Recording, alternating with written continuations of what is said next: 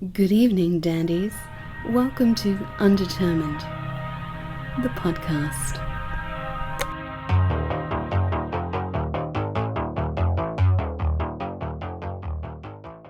Let the blackmail commence. Don't get a lot out of that. I'm Matt. I haven't introduced myself yet. I guess I could do that. That would be... Hey, Matt.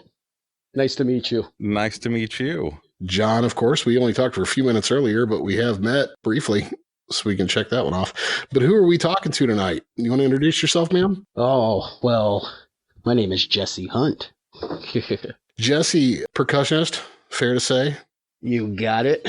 For Conformco, Cyanotic. That's right. Lots of other projects at all around the industrial Chicagoland area.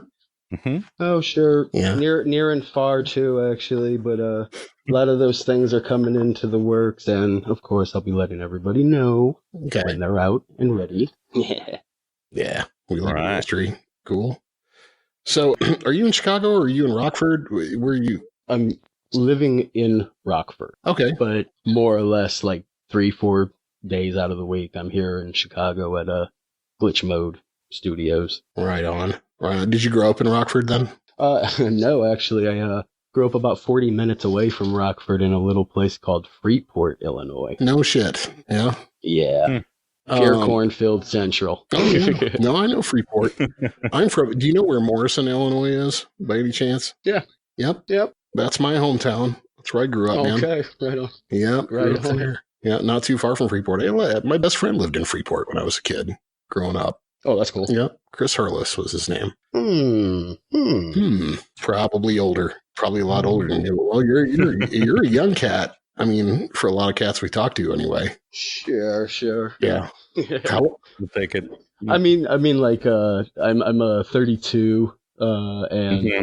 but I mean, like, the thing is I grew up around my mom, who was always into what her kids wanted to be into. So, like, when we all started falling into these categories of, like, it's industrial or EBM or, whatever it be, Mhm. she was always like, oh my God, they're playing. Let's go see them, Jess, because she was a concert goer her whole life. So it's like, awesome. That's man. cool. That's cool. Man, that good. She's got to be excited for you then. Oh, God. She's at every show, Is she? practically. It's That's great. nice. She's ripping it up. Get her working that merch booth, man. Right, exactly. What's your mom's name? Her name is Joyce Hunt. Hi, Well, hi, Joyce. Joyce. Joycey. I figure you're going to be listening to this, Right. being the doting mother that you are. I'm Thanks sure. for coming to the shows. You want to come on and tell stories Yeah. about your I'm gonna kid. use that in post blackmail. Next Send us a edition. message. And the blackmail begins. Oh. So you always just kind of been a drummer, or is that something you fell into? When at what point? Okay, so drumming I've probably been like constantly doing it for about 15, 16-ish Yeah. years, maybe a little more. But I was a skateboarder. Like, I was originally a skateboarder, and I used to like skate contests and do all that kind of Mhm. stuff. And it was terrible when you were like practicing for your run for the contest and you end up shattering like your ankle in 3 spots. Ouch. Yeah. You're done skateboarding. Like, you're done skateboarding. So, like, I don't know, I used to get down because, like, at all the skate parks, they used to play everything Mhm. from hip-hop, metal, industrial, whatever. Right. And I was really young when I started skateboarding, so it was just, like, grabbing a hold of all these things that I was listening to in a skate park. Then I started, it gets too long to have, like, a 2.5-month wait for your ankle or a knee surgery or something. Right. So you got to figure something out. So I used to I used to watch like the KMFDM beat by beat video, Yeah. and I saw like NS doing like the stand up drums. Like I was still fairly young and I wasn't going to shows, Right. but I had these things on video and whatnot. But I saw him playing the 2 drums. And I'm just like, oh, Yeah. well, that's fun. That looks fun. And then, we ended up going and grabbing some electronic. I think prior to that, they bought me like this clear see-through drum set, like a pearl see-through drum set when I was like Mm-hmm. young. And it was just a nightmare. Like the thing of, you get your kid that thing that it might be cool, and then it's just like, that's really loud. And as I said, my mom's not really that kind of a person, but it was like weird, like having a 2-bedroom little tiny house in Freeport. Oh goodness. And having like an orchestra set on, in my living room. It's like, go skate, Jess. How's your ankle feeling? Christ. Yeah, right. Is it better yet? Oh yeah. Well, I'm going through that a little bit right now. We got my kid a drum set beginning of this year. He's actually taken to it pretty well. Oh, beautiful. He's been taking lessons and banging around. I'm staring at the set right now. Fortunately, we have a basement, so it's kind of separated from the rest of the house. That doesn't mean you can't feel it. Totally, but there is some kind of containment then. Right. And we had like a little bit of, a talk like, you don't have to bang as hard as you possibly can every time. Yeah. Right. That didn't take. I'm waiting to replace the heads really soon. Exactly. Yeah. You're a cool dad for doing that, though. My parents wouldn't. Right do on. That. Yeah. Right on. Yeah. We've got the pads, but it doesn't help. Really. No. Yeah. My parents were cool with me having a guitar. They were cool with me having a band when I was like, 12 or 13, but it was take that shit to the basement and we were going to go away for a while. We'll be back. And I think they knew that we could only meet like once a week for about an hour. So that was, they're like, that'll just be poker night or whatever. Jimmy and Bobby are coming over tonight. Like, yeah. Yeah, they knew when it was coming. So it's like, all right, we're getting the fuck out of here. Right. Had a lot of fun though with that. But yeah, that's a cool dad move to get drums. We always joked. I mean, me and my wife always joked about, that it's the cursed thing to get some toddler. If you really hate their parents, their birthday coming up, get them a fucking drum set. We did wait till he was 10. So there's that. Oh gosh. And he showed some talent for it. He's a really good beatboxer and keeps good time, and it's got good rhythm. Yeah. Hey, that's fun. You can see him feeling it out and hearing things more. And I'm like, I gotta encourage this. And it sounds like drums is the way it's gonna go. And he's going through some lessons right now. Mm-hmm. He's getting lessons right now. See, after all these years, I've thought to myself, I'm like, it was weird just grabbing all this stuff and kind of just learning it by yourself. Oh. And after like 16, 17 years, I've been like, should I go in and maybe just see what a lesson's like? I don't know. Like, maybe there's that golden key that I'm missing out on kind of deal. Just because we have access to people, doing this. I've talked to a few drummers, and most of them are just like, yeah, let them get drum lessons. Have them go ahead and do that. And a lot of them, not all, quite a few were just like, I didn't take them and I wish I had. Yeah, that's true. Yeah. Now I wonder nowadays, but that's cool that he's taking lessons and that he's actually getting down with it. Well, but man, so you weren't trained at all. You didn't have any lessons or anything like that with what you did? No, I was all just kind of grab some stuff and start hacking at it. Just feeling it, huh? Yeah. Man, it's tough. I mean, listen to some of the stuff you play with, with like Conform Code, Cyanotic, especially, and just keeping time on industrial tracks is difficult. Sure. There's a reason why in a lot of those old super groups, there's like 2 and 3 drummers. Right. When you see when you see Martin Atkins and like Bill Riflin and stuff playing and they're playing like a 10-minute set, just doosh, doosh, doosh, doosh, doosh, all the way through it. Just it's set for set. Right. Beat for beat. That shit's tough. Everybody gets a bass. Yeah. Right. Right. But yeah, I seen you up there slinging, man. Play this tin can and it's the thing with the Conform Co set from like Cyanotic set is Cyanotic sets like the whole it's all electronic with a couple little random pieces of acoustic on it, but it's a sit down kit. Now with I get this question a lot of times from people. They're like, how are you going from bass, snare, and one of the cymbals? And I'm like, when you see me hit these pads, some of these things have dual triggers in Oh, I see. So I might switch from the bass drum that's lower to me to the bass drum higher to me because it might have that extra in with the bass. So yeah, and then when people hear that, they're like, oh, well, I get it now. I can actually see that because they're like, how are you playing like hi-hat and stuff? I'm like, Right. Informco hi-hat's built right and all the other juice comes flowing. But still, man, if you miss your time a little bit, that'll fuck that whole song up. You know? Oh, totally. And you got a lot of people in those crowds and everything else who are on various substances, and they'll know. This is all I'm focusing on. Right. Yep. Oh, you missed that. I don't know. I always had the thing on stage where like I headbang and everything. Like I feel like a hair metal kid from like 85, just like, you know, up there. And like, sometimes people are like, how do you even see what you're doing? I'm like, I don't really. Yeah. I used to have a main like that. Nice. I remember coming in second place in a headbanging contest once. Oh, yeah. I couldn't move my head for like 2 weeks.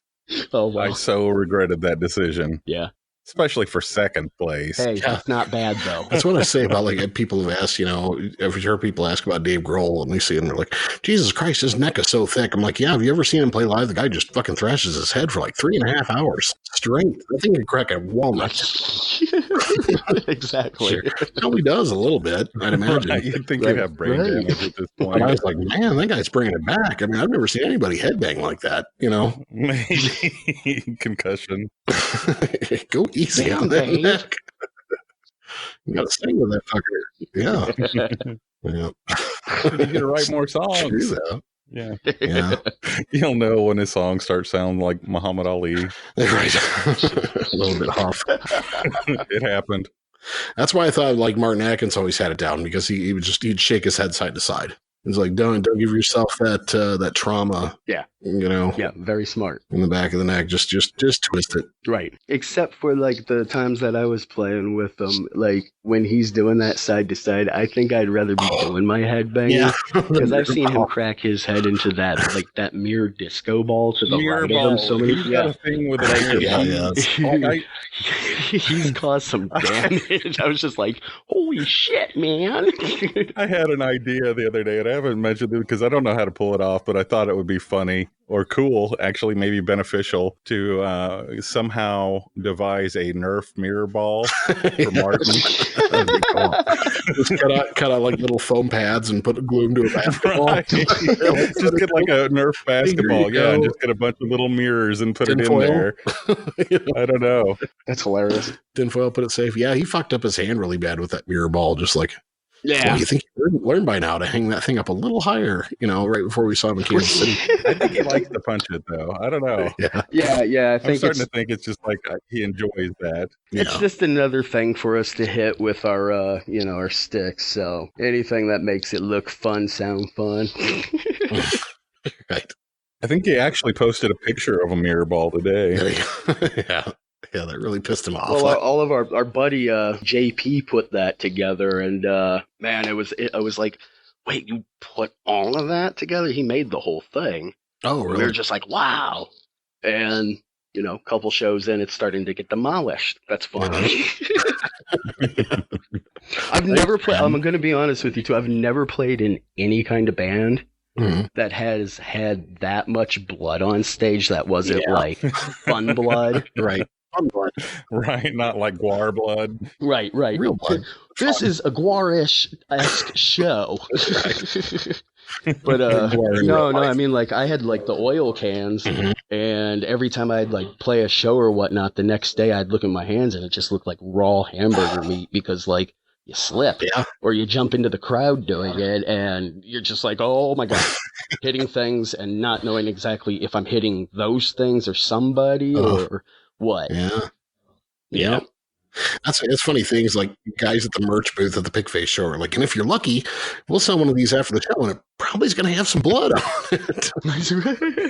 That's true. They did tell us that. Like verbatim, they're like, if you're lucky, it's going to have some blood. It might have some blood on it, just so you know. Oh, nice. If you wanna put in for the auction on Martin's shirt, I guarantee you, there's going to be blood on that fucking thing.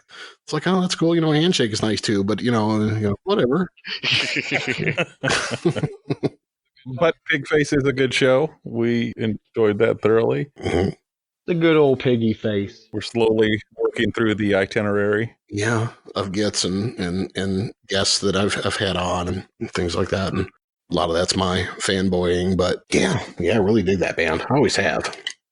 Martin's really cool to his fans. He's very cool. Very good guy. Yeah, very good guy. So you're in Chicago tonight though, working in the studio? I am. Sean and I from Cyanotic and Conformco, we're doing a couple little like side shot, maybe a little video-esque kind of shoot.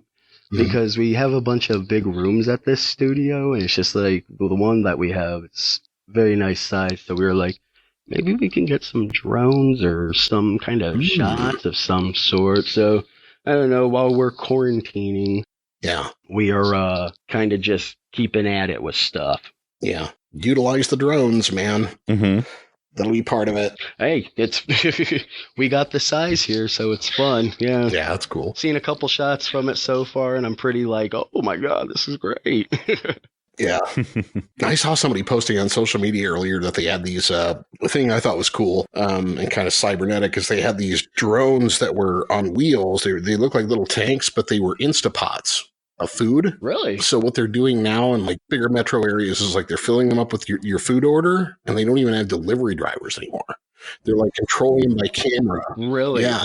And like steering around the fucking sidewalk and like, getting to your apartment or whatever. And then they, buzz you with your text and you come downstairs, you get to the drone, you open it up, there's your food. That's nuts. I was thinking, man, take a fishing net,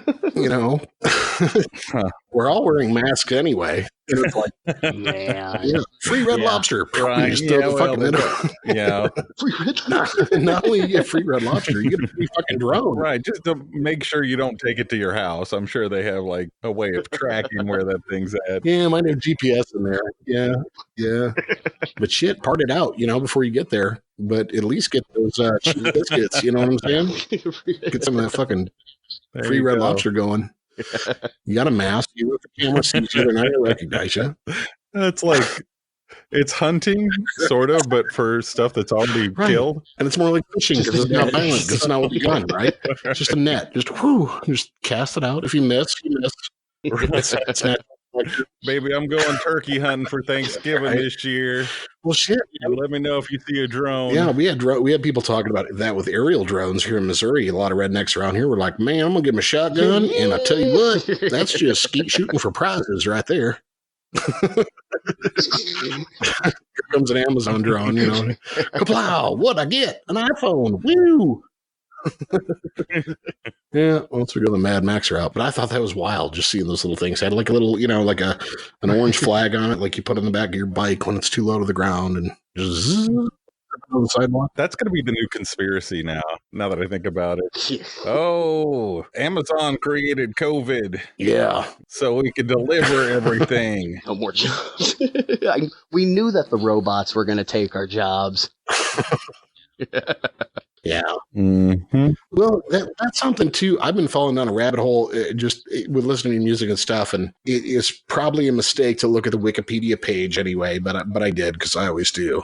You guys talking about like transhumanism a lot. I thought that'd be a good like topic to talk about tonight. So how like on board with that are you? Or is it just kind of a joke? As far as like people becoming robots or people becoming cyborgs. It's just weird because like it's kind of already happening like that. I mean, I've been a type 1 diabetic for 31 years, and they have like this thing now that's like instead of your pancreas being able to work, you can have it just shoot right in, or you have another thing that you can put into you for like 2 weeks, and then it tells you what your blood sugars are. Like people are already kind of morphing, right? But people will still be people, in my opinion, and I think a lot of it is just right. Like there are those aspects. Right. But then again, we all like the movie Cyborg with Jean-Claude Van Damme and the Terminator and everything, RoboCop. So, it all kind of fits hand in hand. Yeah. When I started with Cyanotic, I didn't even quite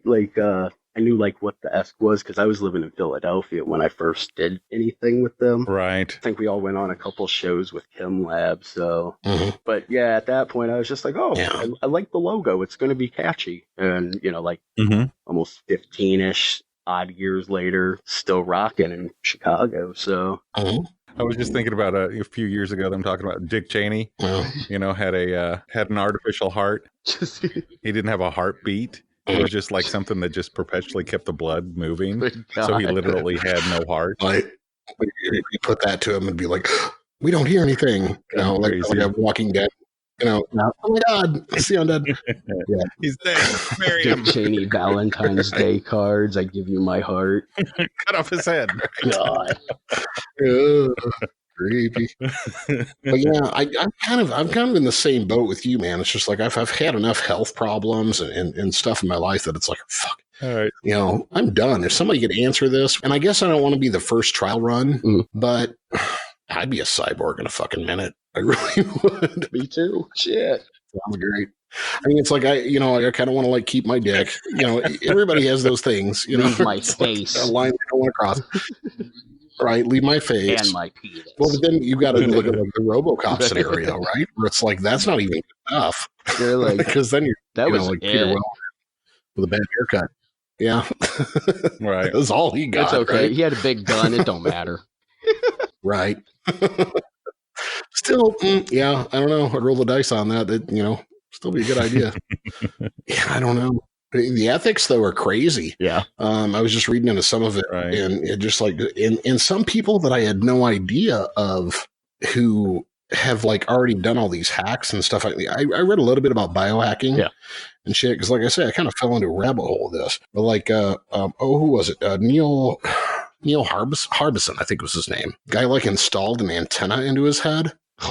Very. Yeah. And like he can see different spectrums through it was, I guess, like the early kind of Google Glass idea, but Crazy. like directly connected to his neural network and like the back of his head.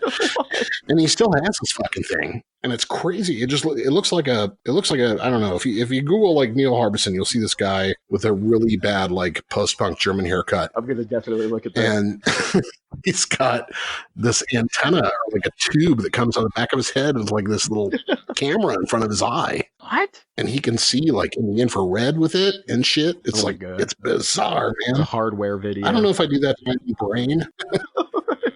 Yeah. I think we're getting to that Right there. that point where it's a little creepy. Right.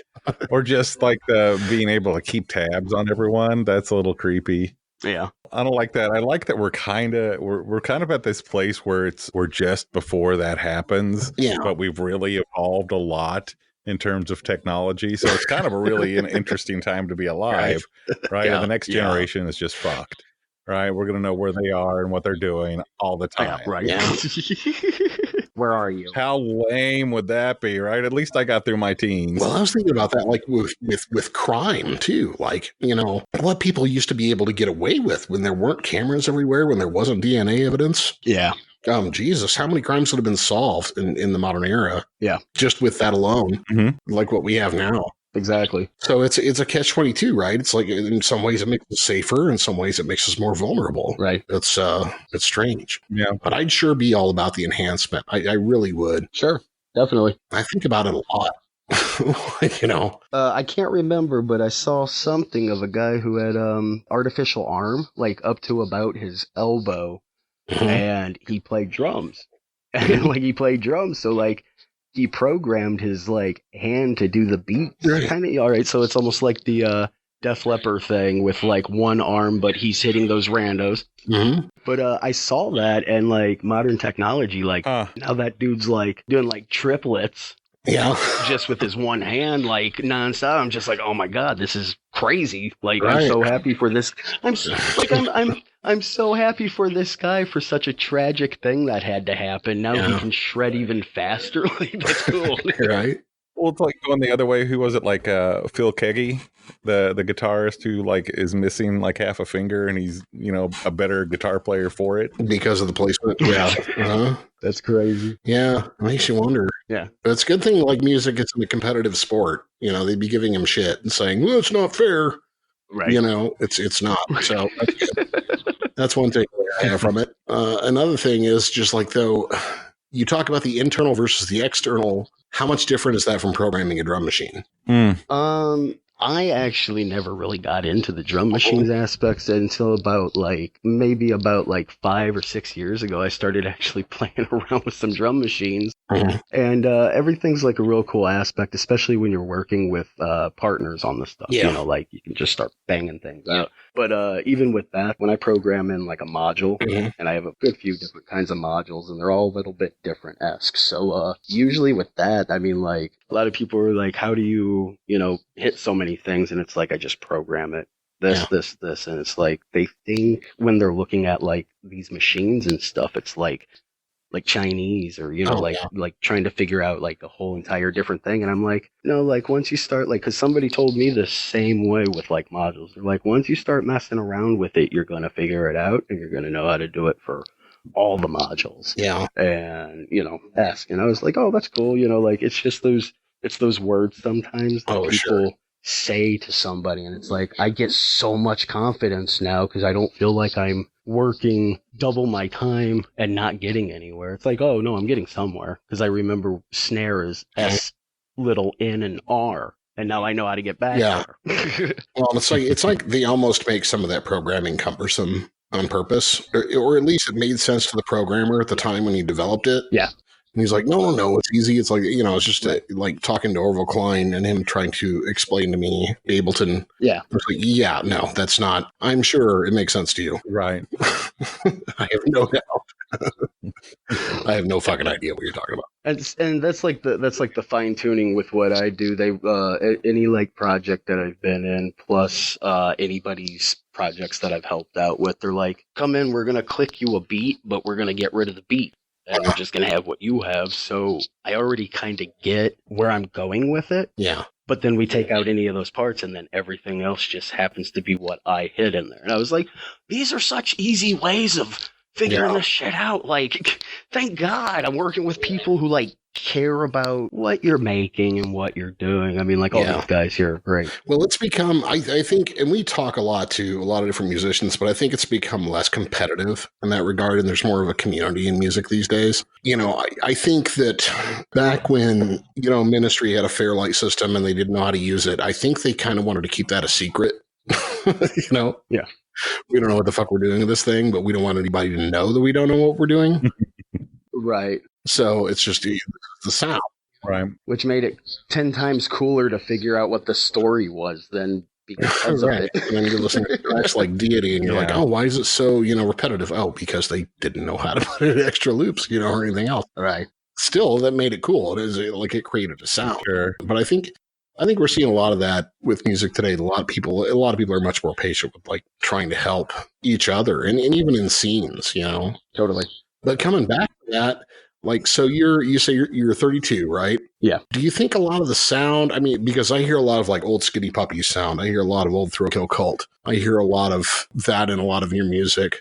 Is Sean a big driver behind that? Or do you think how big of an influence was that on your life, some of that early industrial work? Like with Sean, I mean, everything that came from the times when I joined him, because I was in Philadelphia for about, I want to say like 15 years. And then I just moved back to the Midwest about 6 years ago, I think, by now. About 6 years ago-ish. But like Sean, I like when I very first came over and started working with him at the studio, that was after Pigface 25 show. He kind of remembered me from Philadelphia. And they needed somebody to do the drums for him for Conformco. So they got a hold of me and I was like, oh, yeah, sure. I was like, at first I didn't even know how to say the word. I was like, Conformico.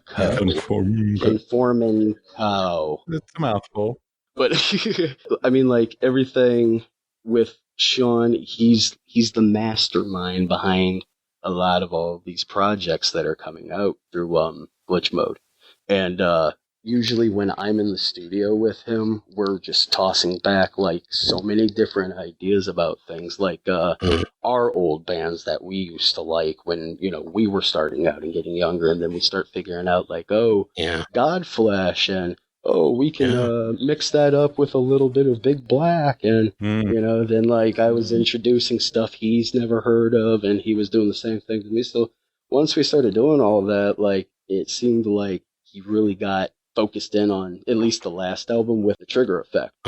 I don't know. He's a monster with this stuff. He knows how to do these things. Yeah. So it always makes it a good time when like you get like Charles or me or anybody who's coming here. It's like everybody feels so comfortable being able to play these things because he makes it very nice and comfortable and Right. fast to get like these things together. Yeah, that's important to be able to have that. Exactly.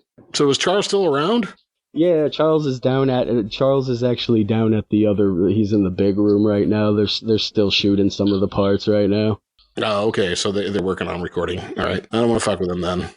Yeah. But let him know, dude, I tried to reach out a bunch of times. Actually, we got in touch a bunch of times, like back and forth. Okay.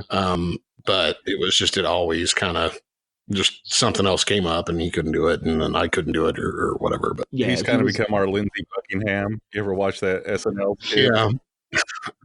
Yeah. Charles has been shooting a movie in Texas. Like he's in a movie. So he's been kind of running back and forth from Chicago to I think it's Austin and Dallas are the two places he keeps going back to because they're shooting video. Mm.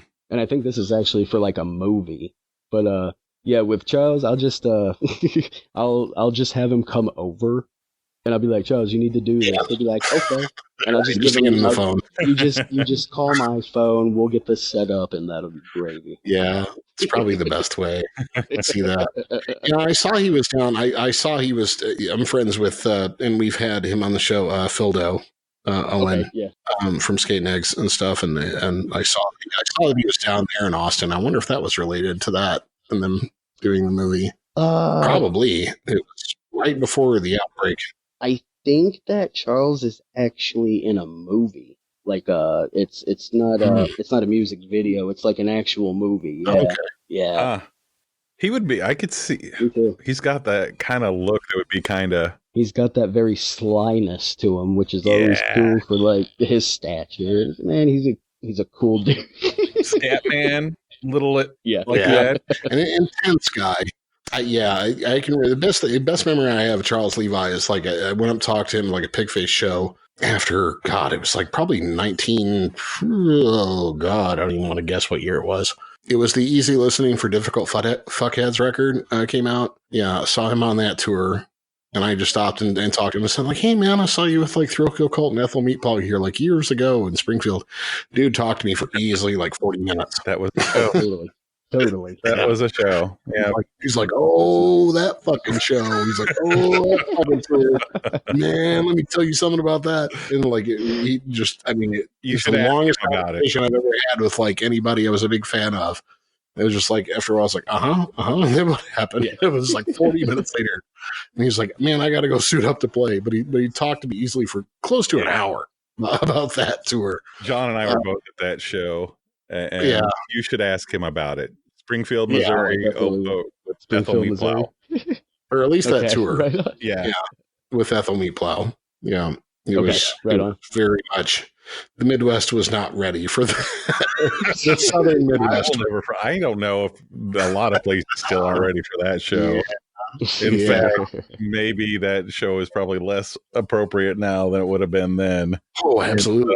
Yeah. I think if the authorities would have known anything about it, they would have. Gosh.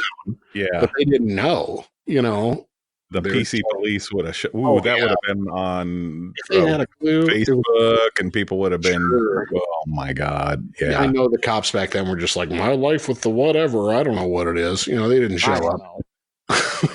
Yeah. I heard they're in a cult. Man. Yeah, because we really felt that whole night like we were getting away with something that we really shouldn't. Yeah, you did kind of look around like, is this really happening?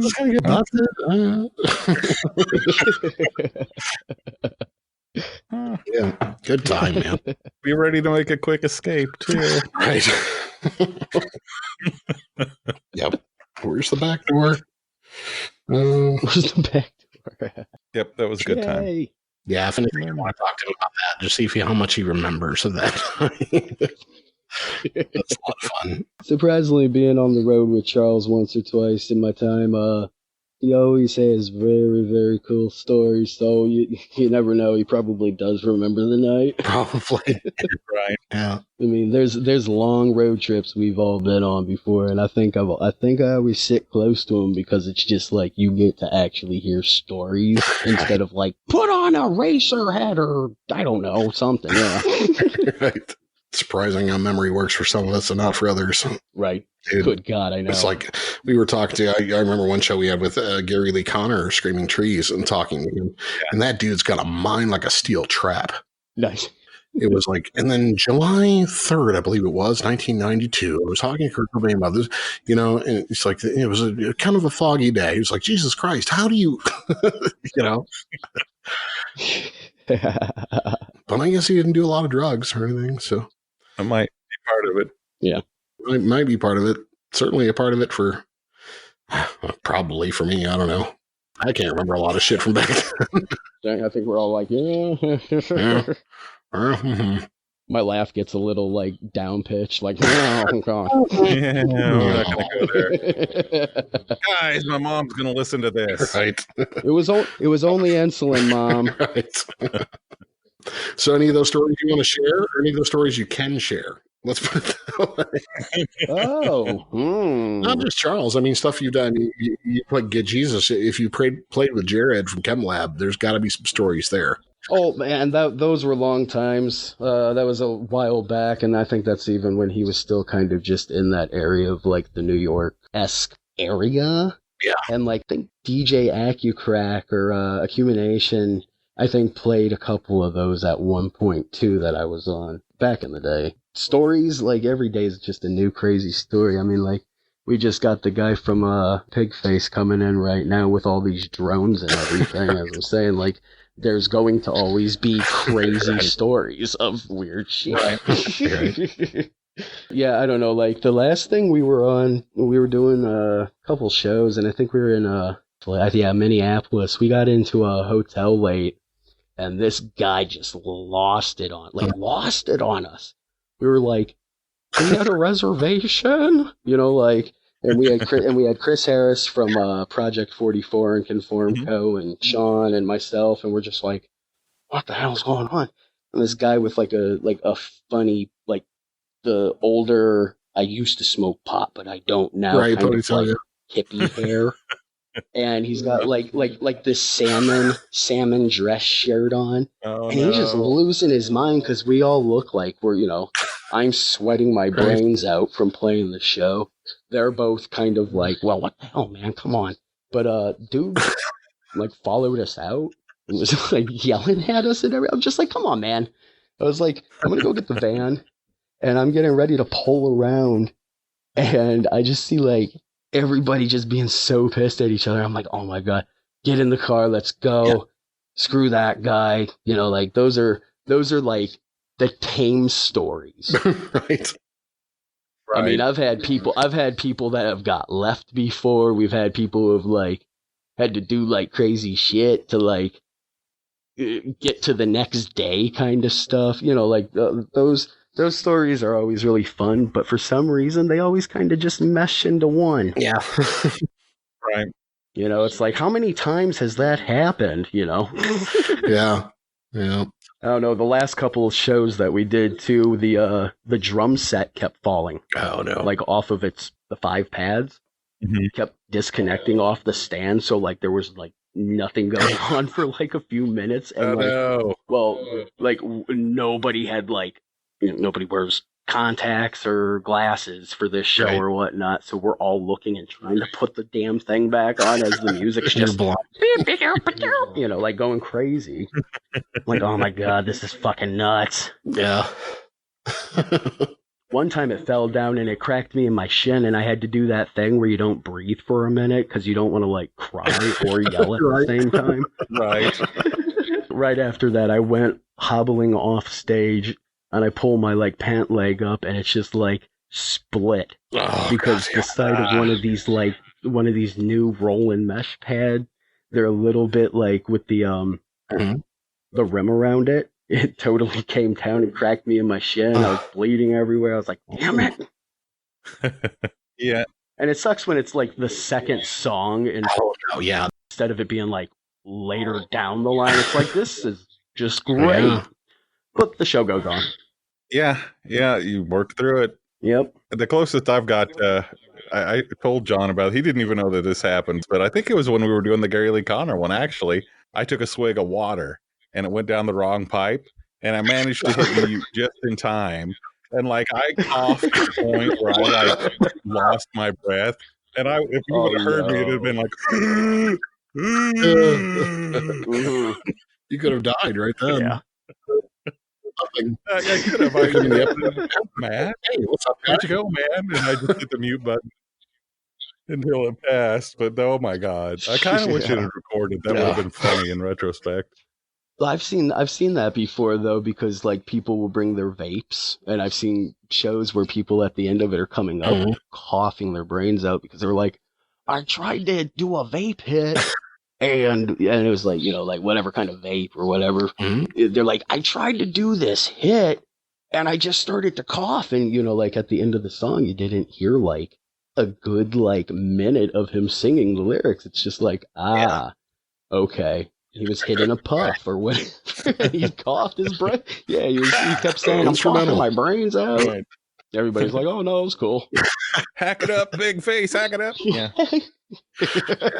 I always wondered that about the last time I saw Guar. It was just like, how much are they rolling their eyes behind their costume? Because I mean, a lot of shit goes wrong in that show, as you can imagine. Sure. Too many moving parts, I think. What? How? And everybody looks at it like nothing different. It's like, okay, Guar show. This is going to be fun because I'm going to become, I'm going to look like the Blue Man Group with the dye at the end. I don't know. Right. Oh my God, they threw Sinead O'Connor in a meat grinder. So much fun. So much fun. See, I always thought of Guar as kind of that, like everybody had like the music. Everybody's got the program and you don't. They like to, stay like what their musical is. I was like, Guar's kind of like a play and it's kind of like a musical. So like everybody's like, oh. You're looking around at everybody like they must know what's going on. They're acting like they do, but they don't. They don't know what's happening. Not at all. Got to meet Dave Brocky at the end of one of those shows and just a super nice guy. Very nice guy. Oh, that's cool. Glad I got to meet him before he passed and very cool. Slymaster Hyman was also a really nice gal, and it's just really nice people. And he offered so much information. I just asked him just some real basic questions, just like, so how did you get this, thing developed? How did you do that part with it, like the monster, like eating the kids? And he would go on for just like a half an hour, just explain all the mechanics of it and everything to me. He's like, come on the bus, come check this out. And I was like, wow. Yeah. I mean, just a super accommodating dude. Really nice guy. Right. And down to earth, smart guy, which when you go to a Guar show, you don't really view it as something from the audience as being a smart thing. But to put all that together, you got to have a brain. Mm-hmm. Rest his soul. I think I saw a Guar concert in Allentown, Pennsylvania, and they like sold out right when the doors opened. Like people just bombarded in that they had to like open all the sides. Mm-hmm. Yeah, the biggest thing like I remember is you talking about, just coming out dyed blue and just the sheer amount of shit that they sprayed on everybody. Everybody. And I'm thinking about how do they accommodate for this much fluid going out? Right. Where's it all going? Right. And I guess I never really paid attention to how many like drains were in the middle of bar floors. But I'm just like, God damn, a good fire hydrant opens for probably an hour. Yeah, exactly. So I was like, how do they not get electrocuted? Logistics, yeah. Yeah. And I mean, just, girls that I saw going there who were just like, dressed to the nines and had their hair curled up and in their bangs, and they're like, yeah, I'm going to a metal show. It's like, no, you're not. You're going to the pit of hell right now. You have no idea about what's about to happen to you. And I didn't even really know. Right. You don't know, but I came out of there just soaked. I remember coming into my apartment with wasn't yet my wife, but my girlfriend at the time. It's now my wife. Yeah. Coming in just dyed blue and just stained completely head to toe from being right in front, catching it all. Then coming home and just switching on the lights at about 2:00 in the morning. And she was like, what the fuck happened to you? And I was like, Guar happened to me. Guar. You don't wear your favorite outfit to Of course. Yeah. No, you don't. No. One of the good things, even Dave Brocky used to say, is like, one good thing about the costumes and everything is we can keep this going forever. Forever. So even if someone else passes, we can just keep passing this on as something that people can continue to wear the makeup, continue costume. Totally. Right. It's no longer Jim Henson of Kermit the Frog's ass. That's a great comparison. Kermit's still here. Mm-hmm. Now he's sipping tea on memes on Facebook, but and making memes. He's got a good second career as a meme maker. And it ain't Jim. No, I mean, like, what kind of groups right now are doing, like, big stage aspects of, like, that? Like, more or less of, like, a Kiss and Rammstein or Guar. That's what I've kind of been looking for, not even if it's got aspects of, like, throwing blood out or fire or anything. Like, who's got a good stage setup right now? Like, especially in the industrial scene, who's doing last year's Cold Waves? I saw very, very minute things on stage, but what they had, it just looked phenomenal. Yeah. It looked like, oh my God, like they're hitting whatever that is. It's kind of like what happens when I do like the harness or whatever with like the cans and stuff. They're like, what is that thing? Or the saxophone player playing like the electronic saxophone, and they're like, is that a sax or is that like an orchestra? You know, like I'm trying to always kind of keep my eyes out for who's got the good stage aspects, like who's putting a little extra into it. Because in Cyanotic, we had a guy who actually worked for like building robots. Yeah. So he would get like the robot guts, and he gave us like a ton of them. So we've been like, put some robot guts on everything. Right.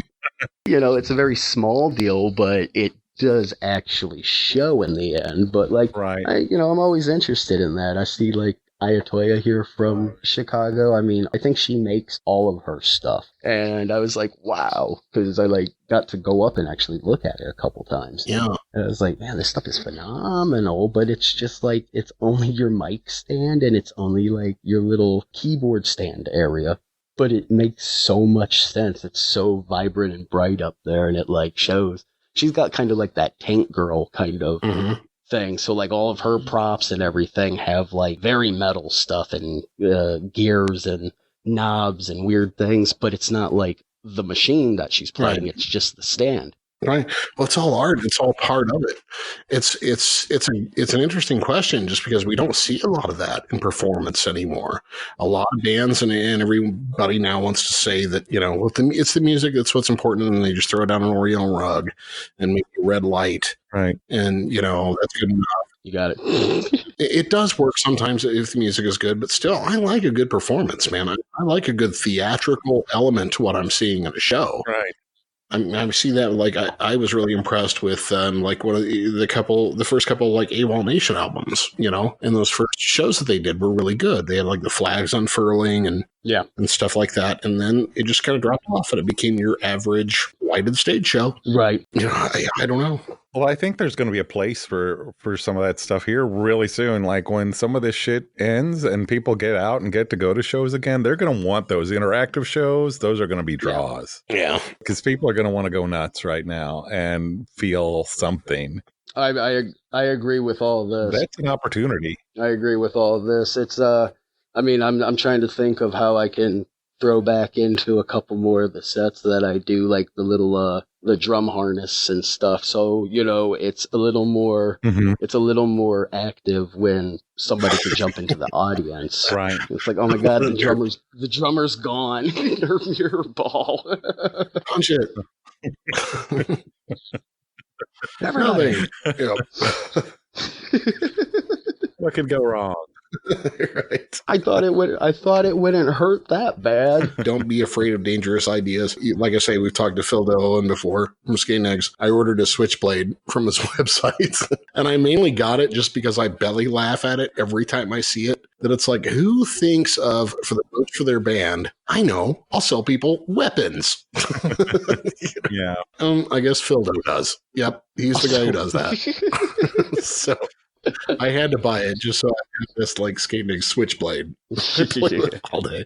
Probably going to cut myself with it. I think Charlie got one of those. He probably does. Speaking of which, I think those guys are coming down here right now. Are they? I think they're making their Well, way. it'd be cool to hand the phone off to Charles. I don't want to fucking like put him on blast or anything, or like, you know. No, do it. All right. I'm like, no, just do it.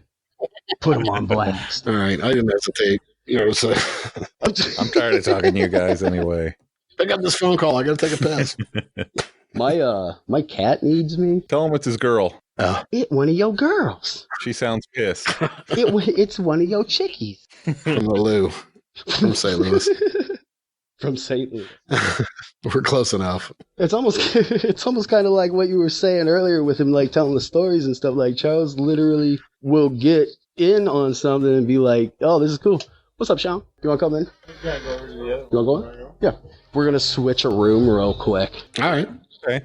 You want to come in? You want to come in and say hi, Charlie? Say hi, Charlie. We got old Charles. All We right. got Charlie boy here. Just tell him what's up. Chooch. Hey, what's up? How you doing? Who's it? Hey, man. Hey, just doing a cyanotic thing. Yeah. I was just working jamming with the fellow colleagues. Ooh. Yeah, shooting some urban soundtrack videos and some cyanotic, you know, and Right on. fucking conform co and yabba dabba do. How's things going with you guys? Not too bad. Pretty good. You know, all things considered. Yeah, no, you don't have the virus. Okay, that's good. Yeah, we're Always Yeah. good. That's always good. Yeah. not so far. So yeah, but yeah, that's what we're doing. We're just shooting a bunch of glitch mo footage and stuff, some activities Right on. and sorts, and you know, put some stuff out for everybody. They let you fly those drones? It's happening, definitely. So Yeah. yeah. Oh yeah, Cool. fucking fleet drones on the base too. Shit. Okay, well here's Nice Jeffro right here. There you go. Nice talking to you guys. Yeah, man. All right. Thanks, man. Yeah, Charlie got some good old video footage here. Right on. We'll have to have him on sometime when we don't surprise him. No. We still, as I said, we still just need to do it. I'll pick him up, and then he'll know that he has to do this. Right. Yeah, he seems like a good intentions guy. Yeah. Oh, totally. Always high spirits, and that's what that's like the loveliness about the guy. Well, yeah, look at how many people want to work with that guy consistently. Right. I mean, that says something about him right there. If you didn't have something that was worthwhile about you, I'm sorry, there's somebody that can be as good Right. that you can say, fuck that, I don't need the mess. Yep. So can you give us any more teasers or anything about what you're dropping with the video, or is it like a drop date or anything else like that, or you just want to kind of keep that low? We're doing a couple things because I think there might be a DVD-ish thing coming out. Not want to say too much on it, but yeah, a little bit of footy from the last like year or so, and some cool little like music video-ish type deal for a release. And I don't know if we're going to be doing that with Conformco or Cyanotic. Or both, who knows? Mm-hmm. Yeah. I mean, like as I said, we have the guys in who are doing a lot of the stuff for the Pig Face shows, helping us out. So Cool. that's always nice to have those guys aboard. And it's still glitch mode. Yeah. And then I'm still just, we're still all kind of just waiting for a lot of these things to see if, we're going to play this Esk Festival this year, or if we're going to do this tour this year. Like, nobody knows anything, right? Yeah. Well, yeah, that's what we've said in like a couple of weeks past. Like usually we wrap up a show saying like, so tell us what's coming up in the future. And everybody's like, I don't fucking know. What do I know? Yeah. Right. I mean, we had merch printed up for this stuff that it's like, well, maybe we can sell it with another thing over the whole thing that says cancel. Should I buy one? Yeah. All the t-shirts, like the Right. knockoff press of something that was supposed to happen. Right. You'll see third world country kids dancing around. Yeah. Yeah, like the Super Bowl I didn't loser think shirt. of that, but that's... Yeah, the loser shirt goes there. It's like, yeah. Go Bears. I can't believe the Raiders finally won. Man, I'm a huge Chiefs fan. I was really happy to see the Chiefs finally pull one off. Well, me being from up there, I'm a Bears fan, so I suspend my disbelief a lot every year. Hey, we've both seen our team win the Super Bowl in our lifetime. That's true. good enough. True. Not here to start no trouble. I just want to do the Super Bowl shuffle.